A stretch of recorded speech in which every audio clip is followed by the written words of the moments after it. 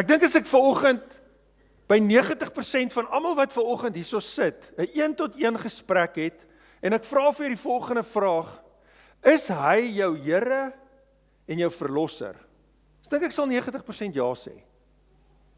En is so vinnig en so maklik om die woorde te sê, maar weet ons wat dit beteken? Weet jy wat beteken dit om iemand as jou Here in jou lewe te hê? Of wat dit beteken as iemand jou verlos het? Waarvan het daai persoon jou verlos?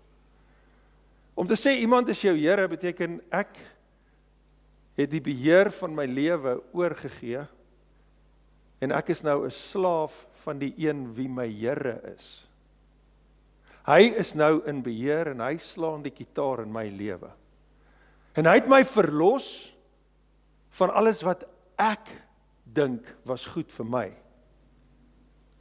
Dis waarvan hy my verlos het. Ek het my lewe oorgegee. Getuig jou aksies elke dag daarvan dat hy jou Here is.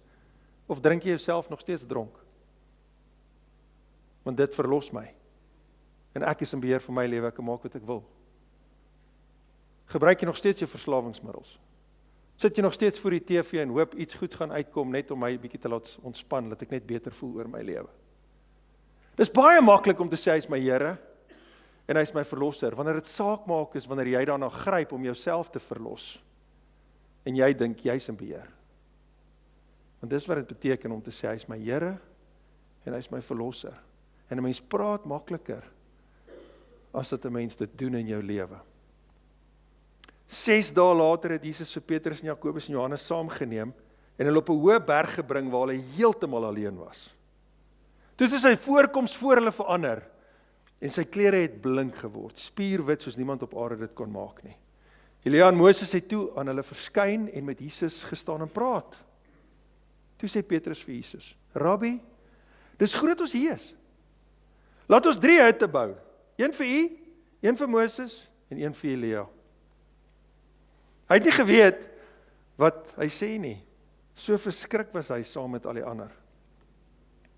Daar het toe 'n wolk gekom wat sy skare weer oor hulle laat val het. En uit die wolk het daar 'n stem gekom.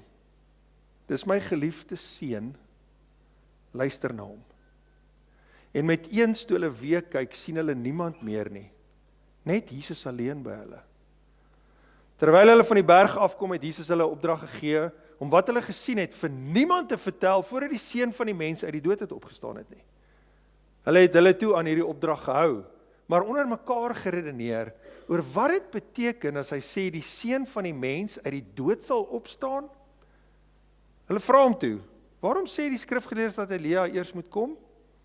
Elia kom wel eers om alles weer reg te maak, antwoord hy hulle. En hoe staan daar ook oor die seun van die mens geskrywe, hy moet baie ly en verag word? Maar ek sê vir julle, Elia het reeds gekom. En die mense het met hom gemaak wat hulle wou, net soos daaroor hom geskrywe gestaan het.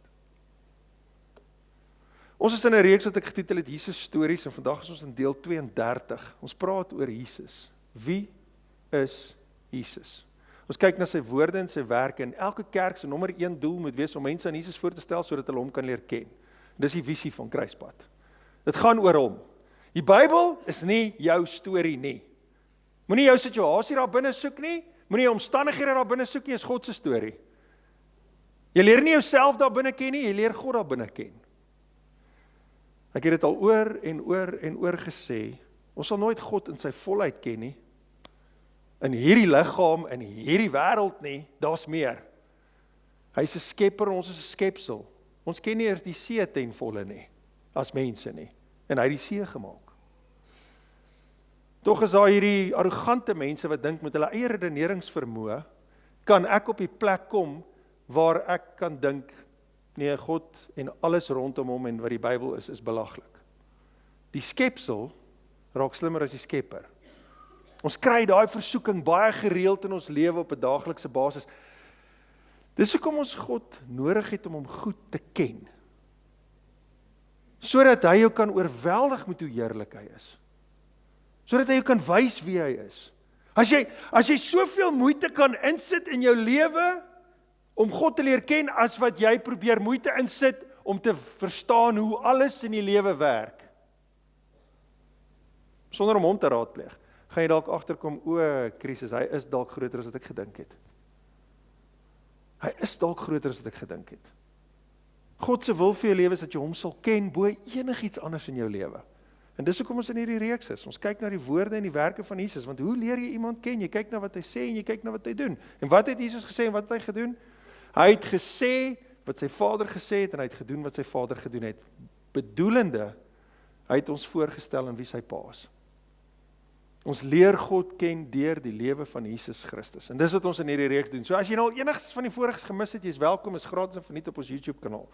Vanoggend se storie waarna ons gaan kyk, is nogal interessant, want as jy dit so vinnig lees soos ek dit vanoggend vir jou gelees het, dan is die vraag, wat moet ek uit hierdie storie uitleer, of was dit net 'n geweldige groot, besonderse gebeurtenis? Maar wat leer ons van God uit hierdie storie uit? Ek wil vir jou so 'n bietjie konteks gee, voor ons wegspring. Jesus het 6 dae terug vir sy disippels gesê, dat hy gaan moet ly, hy gaan verwerp word, hy gaan doodgaan, en dan gaan hy opstaan. En een van sy disippels, die naam Petrus, bestraf hom toe, en trap hom uit, sleep hom een kant toe, en sê vir hom, dit sal nooit gebeur nie. God sal dit nie toelaat nie.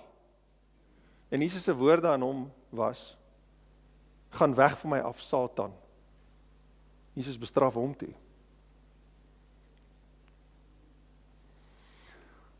En hulle loop nou met hierdie geweldige angstigheid in hulle harte rond, al vir 6 dae. Want ons volg hom.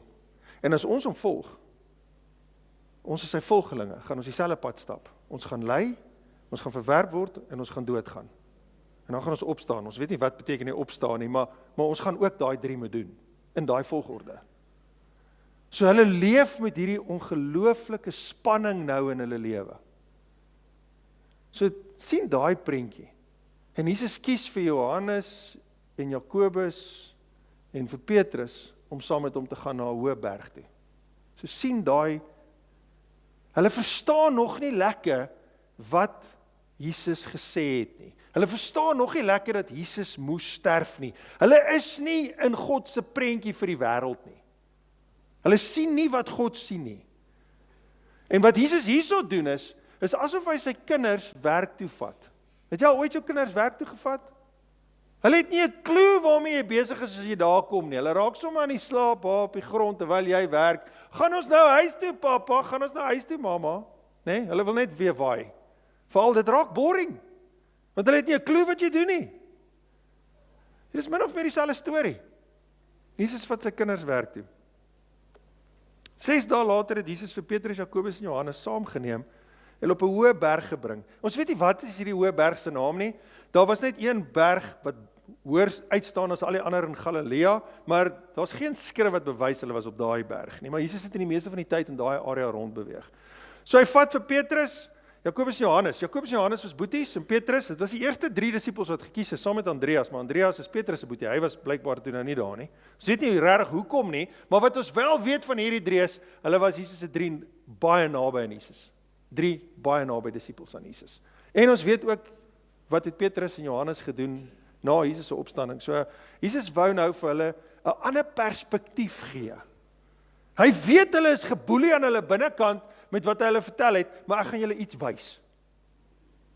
Kom ek probeer om die prentjie wat jy nou in jou kop het wat jou boelie te verander sodat jy weer kan hoop kry.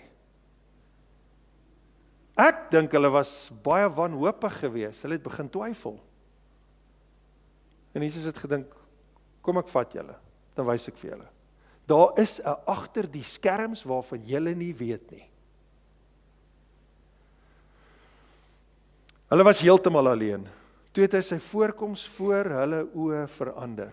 Nou hierdie woordjie verander is in die Grieks metamorfo. Soos ons in Afrikaans sê ons metamorfosis. Dit beteken 2 goed. Om oor te gaan en te verander. Jesus het oorgegaan in wat meer werklik was as wat vir Petrus, Johannes en Jakobus werklik was. Hy het oorgegaan in die geestelike wêreld in. Hy het oorgegaan en daar het hy verander in sy ware vorm in. wat hulle nog nooit gesien het nie. Want wat vir hulle werklik is hierdie wêreld en dis al. Hulle sukkel om buite hierdie wêreld te redeneer, het ons nou al in hierdie reeks gesien. En voor hulle oë wys Jesus vir hulle, daar's 'n agter die skerms wat meer werklik is as wat julle ken. Ek gaan oorsoontoe en ek verander in my werklike vorm in. Voor hulle oë. Hierdie laat dink my so aan Romeine 12. Jy weet in sielkunde, as jy op 'n plek is van wanhoop of depressie in jou lewe, en jy sien net geen uitkoms nie. Dis gewoonlik 'n plek wat mense het wat selfmoord pleeg, wat daai plek bereik in jou lewe. Jy sien net geen uitkoms nie. Wat is die doel, wat is die nut van die lewe? En dalk was jy al daar vanoggend. Dan gesien jy gewoonlik 'n sielkundige. Wel, vir die wat dit nou nog nooit gedoen het nie, of nie daarin glo nie, is die beste ding wat jy in jou lewe kan doen. Ek glo elke ou het een nodig, iewers in sy lewe. En wat hulle jou mee help is wat hulle noem reframing. Hulle help jou om 'n ander perspektief te sien, net om uit daai gat uit te kom. En hierso is hoe die Here dit doen. Hy's besig om vir hulle 'n nuwe manier van dink en sien en hoor te gee.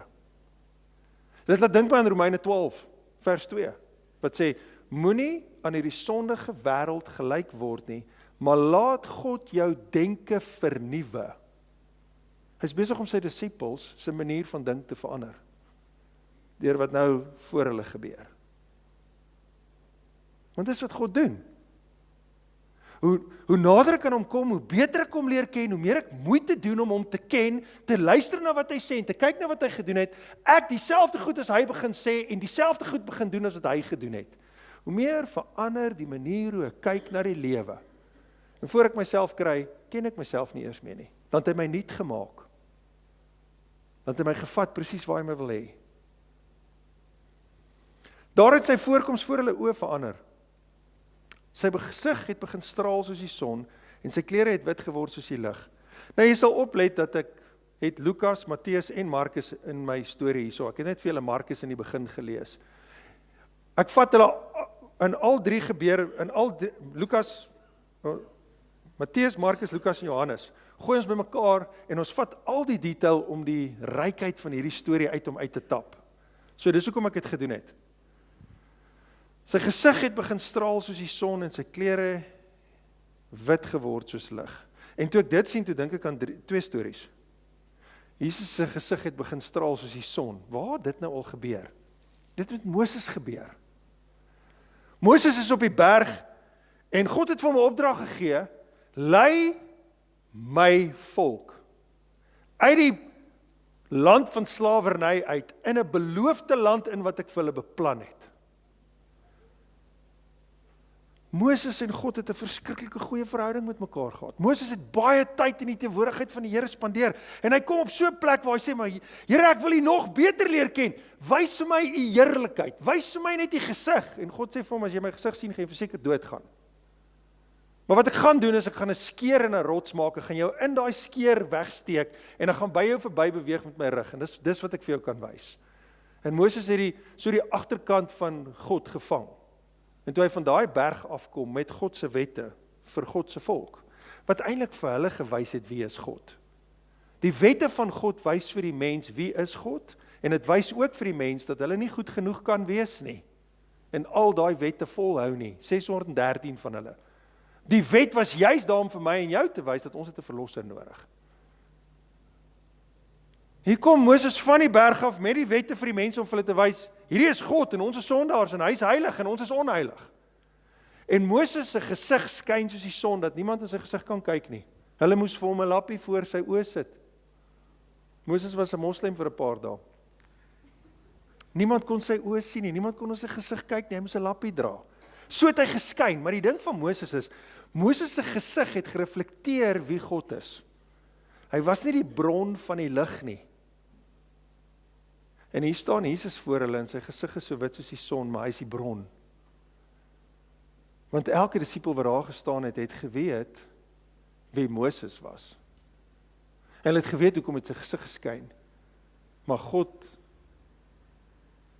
ons het nie met God op hierdie berg gestaan nie, ons het met Jesus hier gestaan en sy gesig het soos die son begin skyn. Die volheid van God was in sy seun op aarde gewees. En hy was die bron van daai lig. Jesus het self gesê, ek is die lig vir die wêreld. Die tweede keer wat ek hiervan lees is waar Paulus op 'n donkie op pad is Damaskus toe om 'n klomp Christene te gaan vervolg. Saulus was sy naam op daai stadium en hy is 'n fariseer en vir die Jode gewerk en hy vervolg Christene en hy het 'n skerp lig aan hom verskyn en van sy donkie afgestamp en vir 2 weke lank was hy blind. Jesus self het aan hom verskyn en sy naam verander na Paulus toe, wat meer as die helfte van die Nuwe Testament geskryf het. So hier staan hulle en hulle aanskou Jesus in sy werklike vorm. Ons lees spierwit sy klere, soos niemand op aarde dit kan maak nie. As jy in Lukas gaan lees, soos niemand in aarde dit kon was nie. Die simboliek hiervan was, Jesus het gekwalifiseer om te sterf vir die mens se sonde en daar was geen vlek of gebrek aan hom nie. Hy was perfek gewees. In ander woorde, hulle het Jesus in sy perfekte vorm beleef. Hy het gekwalifiseer waar die mens nie kon nie, waar hulle nie kon aan God se wil, soos God se wette, Moses se wette getrou bly nie. Hy was spierwit. En dan lees ons hierdie interessantheid. Elia en Moses het toe aan hulle verskyn en met Jesus gestaan en praat. Nou, Elia en Moses verteenwoordig 2 goed in hierdie storie. Nommer 1, Elia was 'n profeet in die Ou Testament, een van die kragtadigste profete in die Ou Testament. Profete was die stem van God. So hy verteenwoordig in hierdie storie die stem van God. Moses verteenwoordig God se wet. Teen hierdie tyd het ons dit ook nou al geleer. Hy het God se wet vir die mense gebring. Hy was die boodskapper van God se wet. So Moses wys vir die mens, julle gaan nie met hierdie wette kwalifiseer om goed genoeg vir God te wees nie. En Elia vertel vir die hele wêreld, juis hiervoor gaan God 'n verlosser aarde toe stuur. En hierdie verlosser gaan julle verlos van julle sonde. Dit was Elia se rol. En waaroor het hulle gestaan en praat? Markus sê nie vir ons nie, maar Lukas doen. Hulle het oor sy uittog wat hy in Jerusalem sou voltooi gepraat. Hulle is besig om te praat oor wat gaan nou gebeur met Jesus. Sy uittog uit Jerusalem uit met 'n kruis op sy rug, Golgotha toe waar hy opgerig gaan word, gekruisigde. Waar hy gaan die pak slaaf vat en gaan sterf vir al hierdie sonde. Met ander woorde, hier is 'n boardroom meeting. En die rolspelers is daar. En ons praat oor wat nou gaan gebeur. Hier is nie Petrus 'n paar versies terug wat moet bestraf word en vertel word, gaan weg van my af nie, Satan nie. Kan jy jouself net indink? Moses staan daar. Ek het my deel gedoen. Ek het die wet gebring, Here, ek was getrou. Elia was staan daar. Here, ek het gesê wat jy wou gehad het gesê. Elke belofte wat jy gesê het ek moet uitspreek, het ek uitgespreek. Jesus, nommer 3. He's gonna seal the deal. Wat 'n nice meeting om te kan bywoon. Wat 'n nice meeting. En dan lees ons in Lukas, Petrus en die ander het intussen vas aan die slaap geraak.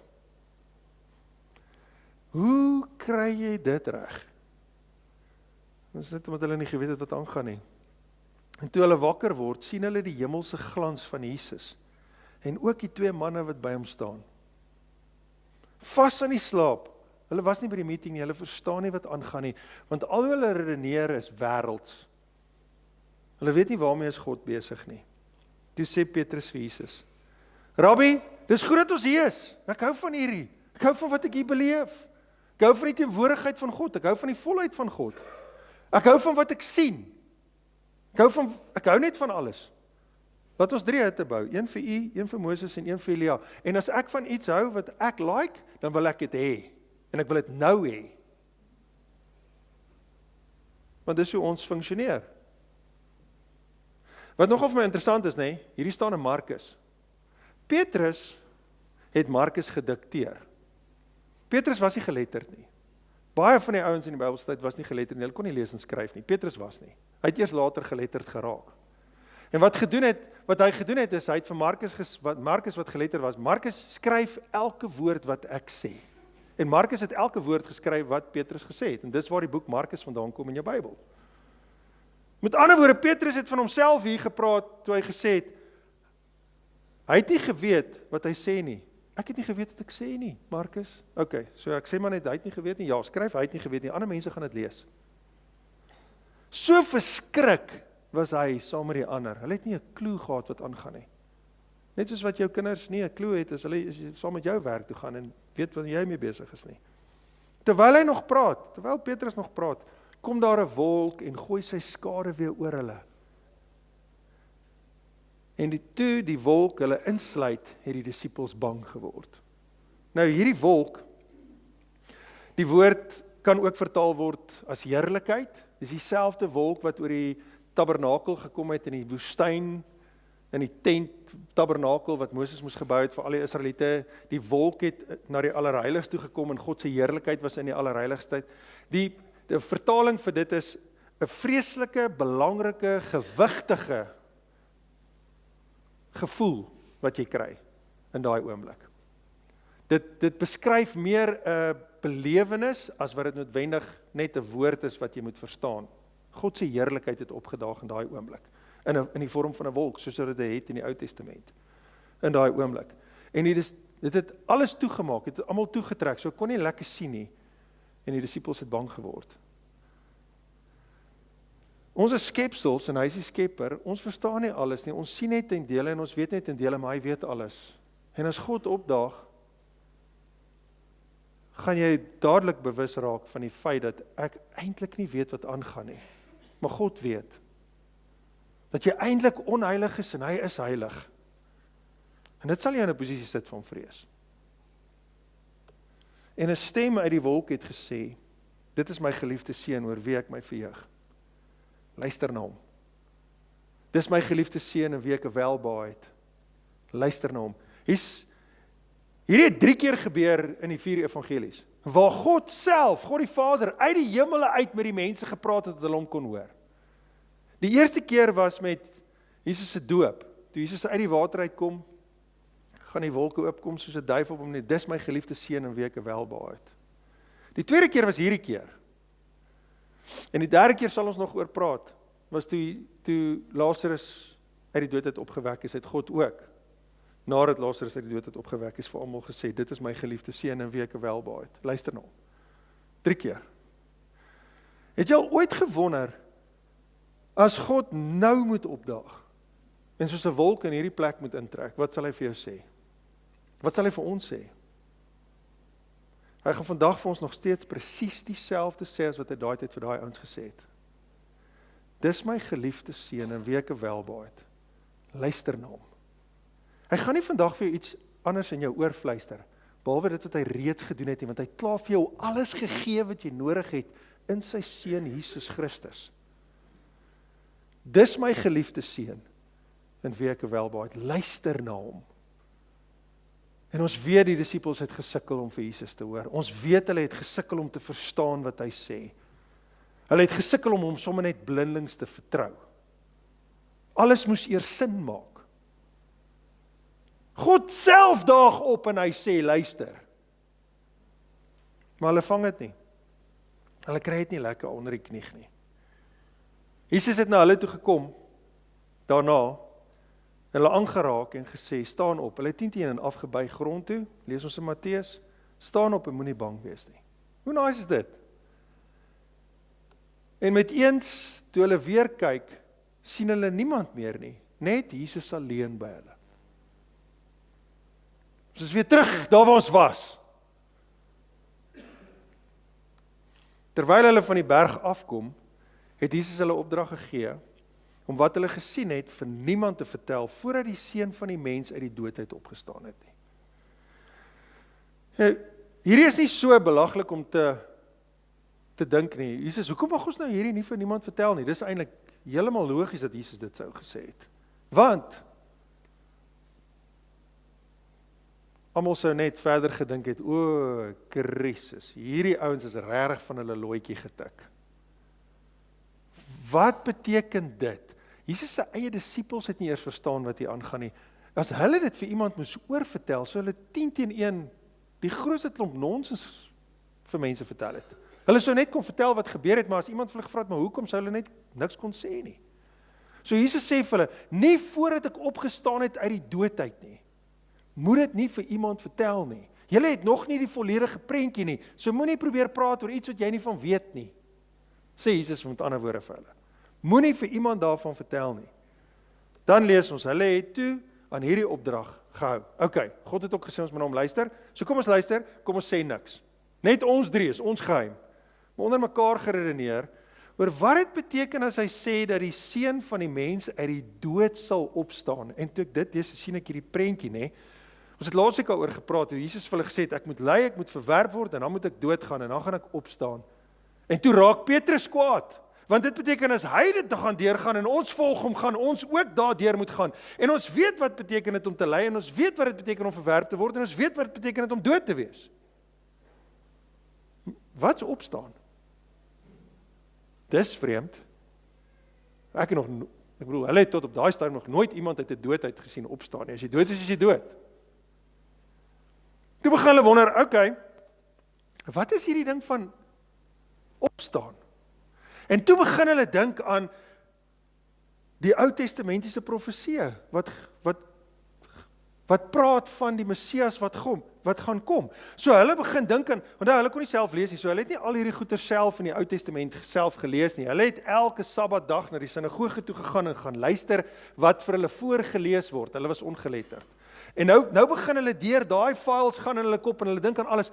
OK, kom ons dink uit gou-gou. Jesus is besig om ons 'n groot prentjie te verf en as dit waar is dat die Messias is, daar's baie van die Messias gepraat in die Ou Testament en hier is sekere goed wat gesê is van hom. Kom ons begin vra soos daai. Kom ons hou op om hom te bestraf en ons raak regtig leerlinge en ons begin leer by die leermeester deur om vrae te vra. Met ander woorde. So hier het hulle gesindheid geswaai. Hulle was maar net te bang dat Jesus hulle weer bestraf. Hulle vra hom toe, waarom sê die skrifgeleerdes dat Elia eers moet kom?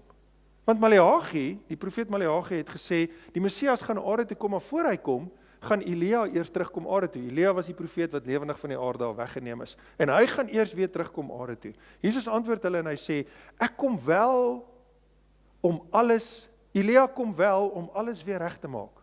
So Jesus sê, ja, dit wat julle nou gesê het is waar, het staan daar. En toe sê hy vir hulle, maar ek sê vir julle, Elia het al gekom, maar hulle het hom nie herken nie, en met hom gemaak net wat hulle wou. So as jy Lukas 1 vers 17 gaan lees, dan sal jy sien dat die engel van die Here het aan die hoëpriester van die Jode verskyn op daai stadium, sy naam was Sagaria, sy vrou se naam was Elisabeth, en hy was in die allerheiligste en die engel verskyn aan hom en sê vir hom, en onthou, hulle was ook te oud om kinders te kry, en die engel sê vir Sagaria, julle gaan 'n seun kry, jy moet hom Johannes noem, en die spesifieke skrif lees, en hy sal voor die Here uitgaan in dieselfde gees en krag van Elia. Johannes die doper was Elia wat teruggekom het, met ander woorde.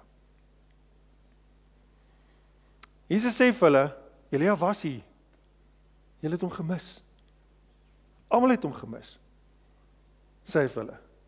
En dan sê Jesus weer vir hulle hierdie woorde, want dis eintlik die ding wat hulle pla, hierdie ding dat Jesus moet doodgaan, dat hy moet ly en verwerp word, hy moet doodgaan, dit pla hulle meer, hulle verstaan nie die opstanding ding nie, maar dit pla hulle meer, sê Jesus vir hulle hierdie woorde, so sal ook die seun van die mens deur hulle mishandel word, net soos wat hulle met Johannes gemaak het wat hulle wil, gaan hulle met my maak wat hulle wil. Ek gaan dit weer vir julle sê.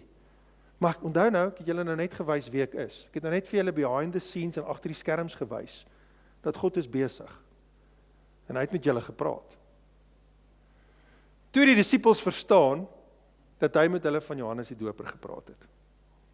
Hulle het nie verstaan, dat Jesus gaan uit die dood uit opstaan. Hulle het nog steeds nie verstaan, dat lyding en verwerping en dood, is wat moet gebeur nie. Wat leer ons uit hierdie storie uit van God? Nommer 1. Hy is heerlik. En waardig om verheerlik te word. Hy het in so letterlik dit vir sy disippels gewys. Kerke in die Bybelse tyd, hulle het nie sulke plekke gehad soos wat ons het nie, hulle het sinagoges gehad. En 'n sinagoge het nie 'n verhoog nie, 'n sinagoge het 'n altaar. En die eerste kerke wat gebou is die katholieke kerke, was vir baie jare die kerk en die regering, en in 'n katholieke kerk, daai tyd, het ook nie verhoog gehad nie. Het altare gehad. Want jy kom nie hiernatoe om enigiets anders te doen as om te aanbid nie. Dis wat 'n altaar is. Ek bring 'n offer en ek kom om te aanbid.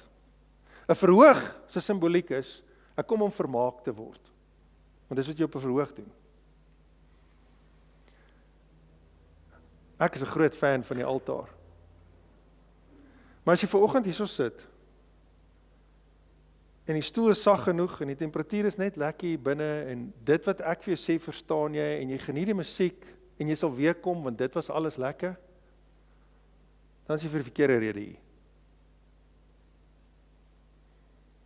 Ons is hier om God op te lig vir wie hy is. Om die geleentheid om 'n offer te bring, om aan hom 'n offer te bring. Deur my tyd, my energie, my gawes en my talente, my geld, alles wat ek het. Hy is heerlik. En ek is hier vir hom. En Jesus het dit vir hulle gewys. En hy het dit nie vir hulle gewys dat hulle nou moet dink, hy is die baas en hulle is klaas nie. Hy het net vir hulle gewys wie hy werklik is, en nou gaan hy vir hulle wys dat hy hulle gaan dien. Hy gaan homself neerlê vir hulle. God en sy heerlikheid, kan 'n mens sê, het God vir my en jou gebring as 'n geskenk. En as jy dink dit moet jou dien, is jy op die verkeerde pad. Ek en jy het die voorreg en die genade gekry om deel te wees van hierdie. En ek kan nooit genoeg dankbaar daarvoor wees en genoeg offers bring en genoeg God aanbid vir dit nie. Hy is heerlik. Nommer 2. God kom sy beloftes na. Julle weet, Jesus moes die hele tyd die fariseërs en die skrifgeleerders so half en half, het julle sien, dat hy hele gedodge en daar 'n bietjie weggeloop en net uit die spanning uitgekom, soos hulle nou begin kwaad raak het vir hom, soos ons nou al in die reeks gesien het. Hoekom het Jesus dit gedoen? Toe hulle hom die eerste keer wou gryp, hoekom het hy nie gegaan dat hulle hom kruisig nie? Het hy weggehardloop? Hy het nooit weggehardloop nie. Die hele tyd teruggekom. Die tyd was nog nie reg nie. Die tyd was nog nie reg vir hom om gekruisig te word nie. Want daar is 'n klomp goed oor Jesus gesê in die Ou Testament. Byvoorbeeld, daar's geprofeteer hoe hy gebore gaan word uit 'n maagd uit. Dit moes eers gebeur. Daar's geprofeteer dat hy gedoop gaan word. Dit moes eers gebeur het. Dat hy versoek gaan word. Daar's geprofeteer dat hy wonderwerke gaan doen. Daar's geprofeteer dat hy met 'n donkie in Jerusalem in sal ry en mense sal palmtakke voor hom neergooi. Al hierdie goeds geprofeteer en elke liewe een van hierdie beloftes moes eers nagekom geword het. Voordat Jesus aan 'n kruis kon sterf vir my en jou sonde om 'n pad te maak na God toe in sy heerlikheid. God kom al sy beloftes na. Sien ons net hier weer. Nommer 3. Daar was nie 'n ander manier as vir Jesus om te ly en verwerp te word nie. Dis vir my vreemd, daar's hierdie spesifieke siening in die wêreld vandag dat sê as die Here se genade is genoeg vir my. En die Here red my uit genade uit en nou kan ek leef soos ek wil. As jy kan leef soos jy wil, nadat die Here jou gered het uit sy genade uit, waarvoor het hy dan gesterf? Hy het juis gesterf vir sonde. Sonde is nie vir die Here maar okay nie. Hy moes daardeur gaan, want God se wraak moes uitgegiet geword het op wat ek en jy verdien. En Jesus het aangehou om daai spyker te hamer en vir sy disippels te sê, daar's net een manier. Ek moet ly, ek moet verwerp word, ek moet doodgaan, en dan sal ek opstaan. Hy moes daardeur gaan. En vandag is dit nog steeds net so belangrik. Die dag as die Here my nuut maak en in my 'n begeerte vir hom sit en ek begin hom volg, is ek nog vas in 'n lyf en hierdie lyf trek my nog en wil nog hê ek moet myself oorgee aan sonde. Maar dan moet ek myself herinner. Hy is my Here. Hy is my verlosser. Hy is die een wie se slaaf ek is, wie ek my hele lewe aan oorgegee het, wat my verlos het van al my drange en my patetisme, soos ek dit noem. Hy is my Here, hy is my verlosser. En die laaste ding wat ons in hierdie storie leer, is die mens moet luister na die geliefde seun. As die Here vandag opdaag, en dan gaan dit weer sê, en hoe mooi is dit nie? Hierdie is my geliefde seun in wie ek welbehaag, luister na hom. Nou hoop ek jy hoor hierdie boodskap vanoggend. Luister na Jesus Christus. Sit dieselfde moeite in om hom te leer ken as wat jy in enigiets anders in jou lewe insit om te leer. En dan kyk jy wat gebeur in jou lewe. En dan kyk jy wat wys God vir jou. Wie weet? Jy kan dalk iewers agter die skerms inkyk. En totaal verbaas wees oor waarmee die Here besig is. Kom ons bid saam. Ons sê ons Vader, ons loof U en ons gee die eer en ons prys U vir U getrouheid en U genade. Dankie vir dit wat ons het, hierdie ryk, diep skrif wat ons kan dra elke dag. Here, U leer ons so baie van U self. En ons is so apaties soms. Ons verwag dit moet net als na ons toe kom. Want die lewe gaan oor ons. Vergewe ons, Here. Help ons om in lyn te kom met wie U is. Mag ons leef volgens U wil. Geef ons wat ons nodig het, Here, om te weet, soos ons U soek. Heilige Gees, ons is so afhanklik van U leiding. Ons is so afhanklik van U krag in ons lewe. Ek wil bid vir elke pa wat vanoggend hier is, Here. Waar ons Vadersdag vier, dat U hulle 'n ruggraat sal gee. Dat hulle manne van hulle woord sal wees. Dat hulle werklik 'n voorbeeld sal wees uit hulle verhouding met U vir hulle vrou en vir hulle kinders. Mag hulle U krag in hulle lewe beleef. Vir die paas wat hier sit wat nie daar is nie of wat net droog maak of Here, help hulle. Wys vir hulle dat nooit te laat is nie. Dat hulle kan opstaan en wat hulle moet doen elke dag. Dis my gebed vanoggend. In die naam van Jesus. Amen.